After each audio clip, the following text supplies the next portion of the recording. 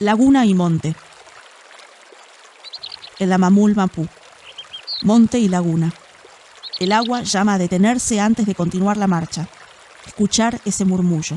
Sin embargo, el viento a veces trae como rachas, como jirones de voces del pasado, de viejas injusticias irredentas, de antiguas rebeldías. Año 1878. El Paraguay arrasado. Las últimas montoneras aplastadas. La cabeza del general Ángel Vicente Peñalosa clavada en una lanza. El Ejército Nacional es un ejército de ocupación. Sus enemigos son los pueblos libres y la gente de la tierra. Los empresarios son los ministros de Roca. La Bolsa de Buenos Aires otorga los ascensos. La City de Londres reparte las charreteras. 15.000 leguas. 8 para el coronel Remigio Gil. Solo faltaba la tierra, y hasta acá vinieron. 5 divisiones del Ejército Nacional se lanzaron sobre la Pampa Central, la Sociedad Rural, el Club del Progreso, el Jockey Club. Fronteras, genocidios. A sangre y fuego entraron. Detrás quedó la tierra vacía. Ahora sí vacías. Las leguas. Las 15.000 leguas. 15.000 acallaron. 20.000 voces, dicen. Y el humo en el aire, todavía. Las mujeres violadas por los militares. Los gritos. El incendio. Quedaban al costado, los rezagados. Los viejos. Los garrones cortados de un tajo de sable. O capados. Para que se queden a morir ahí, tirados. Y el saqueo. Todo. Todo. Hasta los huesitos enterrados. Ahora sí. El desierto. Ahora todo estaba en su lugar. La tierra bien anclada en la pampa. El palacio, la casona en Buenos Aires. Las reses colgando en las gancheras de Londres. En Manchester, las reses. La gente de la tierra esclavizada. A Tucumán las hijas de Jean Camil. Al ingenio de Poses 100 pampas. Al ingenio de Padilla otros 100. Al ingenio de Clementino Colombres 80. Y otros más. Y a Mendoza a los viñedos ¿cuántos? A los amigos de Roca. Es decir, la nación.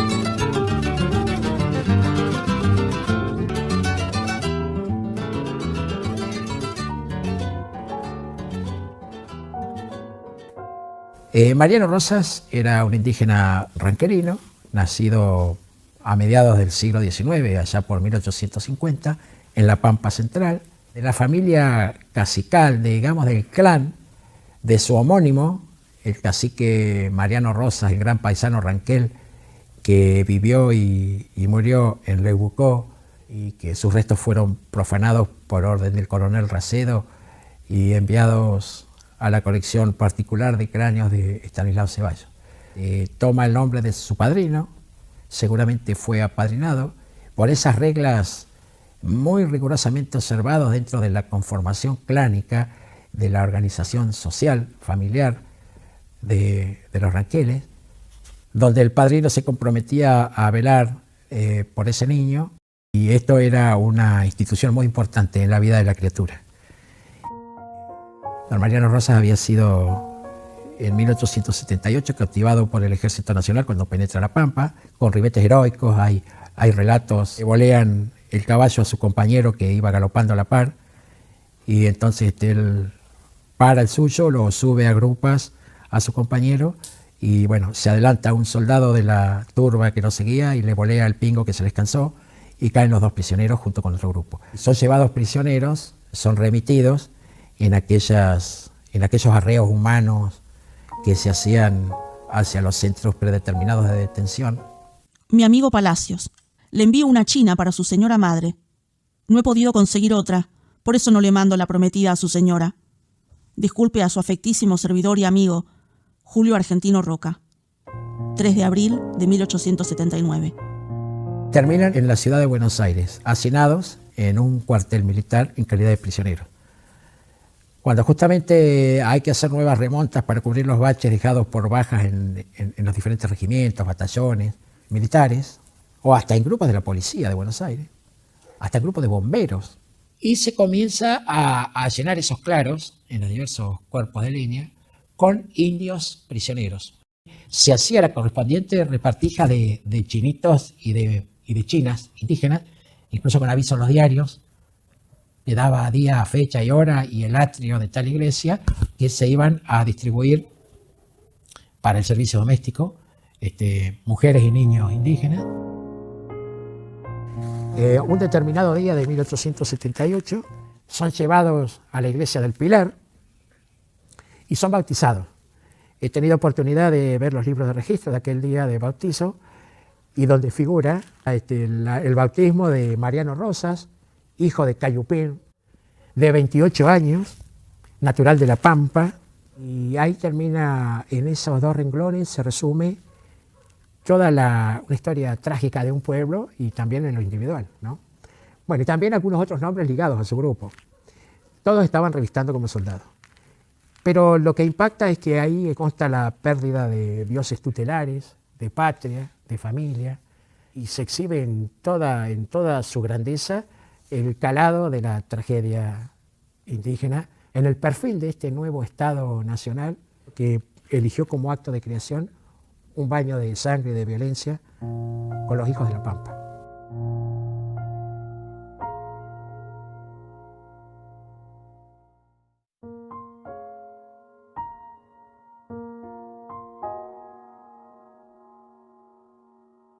En realidad era una estancia en La Pampa que luego deviene en un emprendimiento inmobiliario merced a las aceptadas relaciones que tenía con las élites políticas de la metrópoli, don Tomás Mason, el administrador de las tierras de su yerno, el coronel Remigio Gil, que había sido uno de los financistas de las campañas del desierto, habiendo tomado el empréstito de 1878, que financió, que fondeó todo lo que significaba armar un ejército de ocupación en La Pampa y que iba a ser retribuido luego con las tierras a conquistar. De esa manera, Remigio Gil se arma de 2 lotes, 8 leguas cuadradas, 4 leguas de terreno, de territorio por cada lote.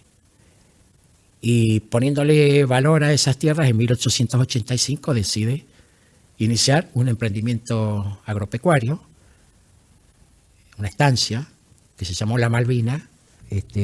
Había que hacer construcciones, había que hacer alambrados, cercados, había que hacer aguadas, había que tener manadas de yeguarizos para trabajo de una estancia tradicional. Todo ese movimiento, y todo eso demandaba gente. Entonces el coronel Gil apela a lo que tenía más a mano.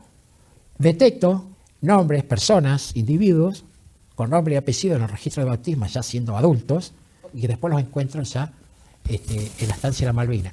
Son un grupo como de 24 personas que estaban en el regimiento primero de artillería, cuyo comandante era el coronel Remigio Gil. Se los licencia a muchos de ellos, son trasladados a La Malvina con la papeleta oficial donde se cancelaba el compromiso militar, en calidad de peones de mano de obra, y en el entorno del primer núcleo original de lo que después fue Santa Rosa, generando una cultura mestiza y de mucha ayuda entre ellos en un barrio que pasó a ser el Salitral, que fue la primera villa de miseria, digamos, que tuvo La Pampa.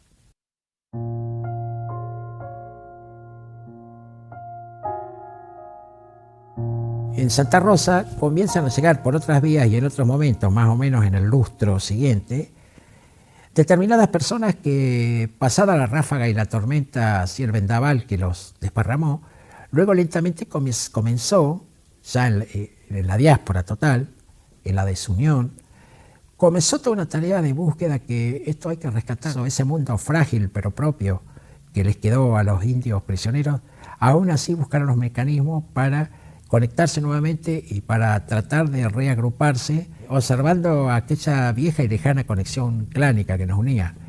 Toda una trama de relaciones parentales, en esas solidarias acciones para resistir en el Salitral de Santa Rosa.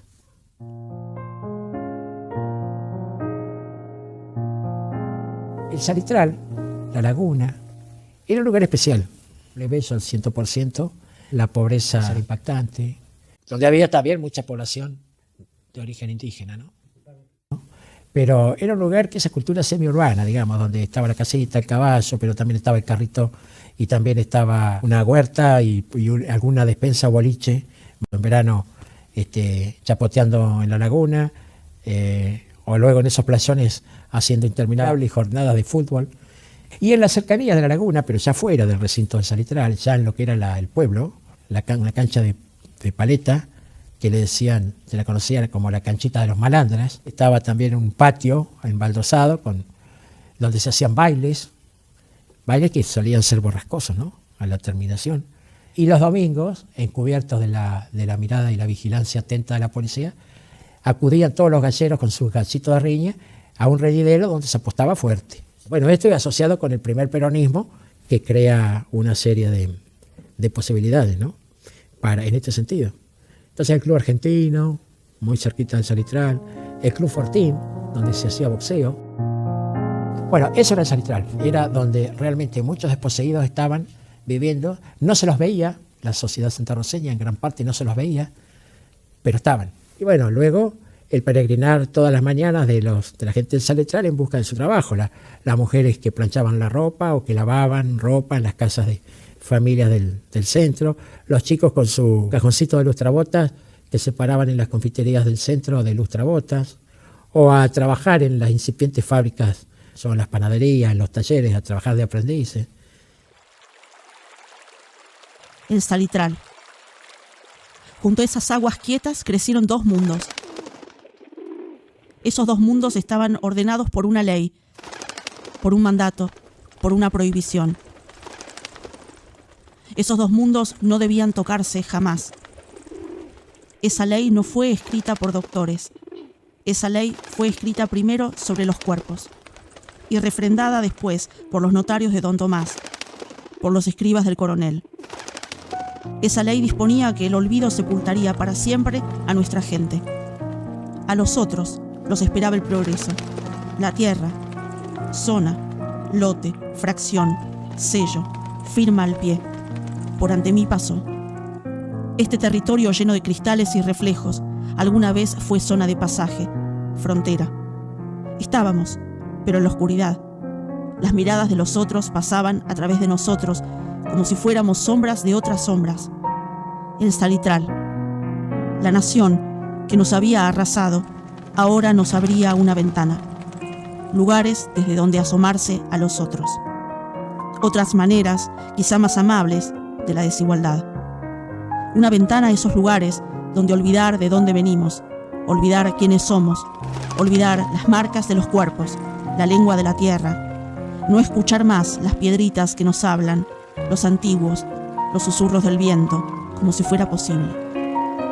Y los clubes, el ferrocarril, el box, los bailes, el molino, los boliches, las ruinas de otro tiempo y el prostíbulo, claro, la educación sentimental.